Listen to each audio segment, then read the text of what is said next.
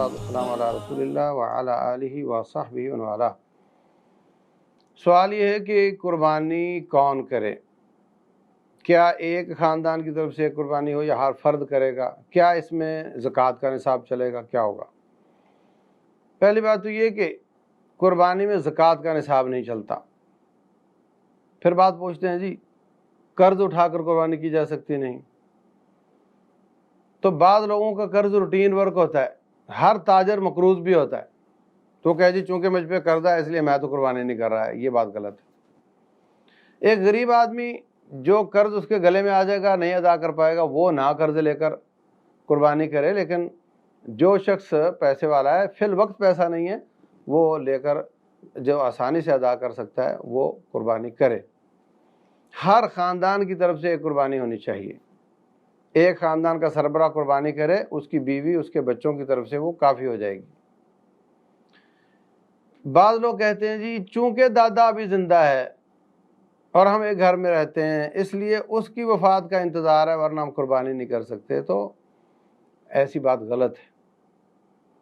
جتنے بھی شادی شدہ جوڑے ہیں ان کا اپنا اپنا خاندان ہے، وہ اپنا کماتے ہیں، وہ ان کی اولاد ہے، ان کا اپنا گھر ہے، ان کا اگرچہ ایک گھر میں رہ رہے ہو، اگرچہ ایک ہنڈیا پکڑی ہو، تو ان کو قربانی کرنی چاہیے۔ اس میں زکوٰۃ کا نصاب نہیں چلتا، بلکہ آپ کے کھانے دانے اور ضروریات کے باوجود آپ سارا سال کھاتے رہیں، آتا رہے، خرچ ہوتا رہے۔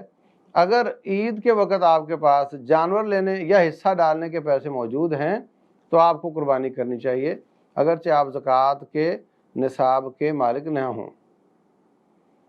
اور نہ تو اس میں افراط کی جائے نہ تفریط کی جائے، نہ یہ کہ ہر شخص پر قربانی لازم کی جائے، اور نہ یہ کہ چونکہ چار خاندان اکٹھے رہتے ہیں تو سب ایک ہی کریں اور بڑے کے مرنے کا انتظار کریں۔ یہ دونوں باتیں غلط ہیں۔ ہر خاندان کا سربراہ ہر جوڑے اور اس کی اولاد کی طرف سے ایک قربانی اگر طاقت ہے تو ہونی چاہیے۔ پھر گائے میں، بھینس میں 7 حصے اور اونٹ میں 10 حصوں تک ڈالا جا سکتا ہے۔ اور یہ بھی سمجھیں کہ ایک شخص 2 حصے بھی ڈال سکتا ہے، ایک شخص 1.25 حصہ، 1.5 حصہ، 2.25 حصے۔ وہ کیسے ہوگا کہ حصے تو 7 ہیں مگر وہ 6 لوگ کر رہے ہیں، تو بعض کے تو 1.25 ہو جائیں گے یا 1.5 ہو جائیں گے، یا ایک کے 2 ہو جائیں گے، باقی کے کم ہو جائیں گے، تو جائز۔ اگر کچھ لوگ پوری قربانی نہیں کر سکتے تو ان پر لازم نہیں، غریب لوگ ہیں، لیکن اگر وہ مل کر ایک جانور ذبح کر لیتے ہیں تو انشاءاللہ وہ بھی ثواب سے محروم نہیں ہوں گے۔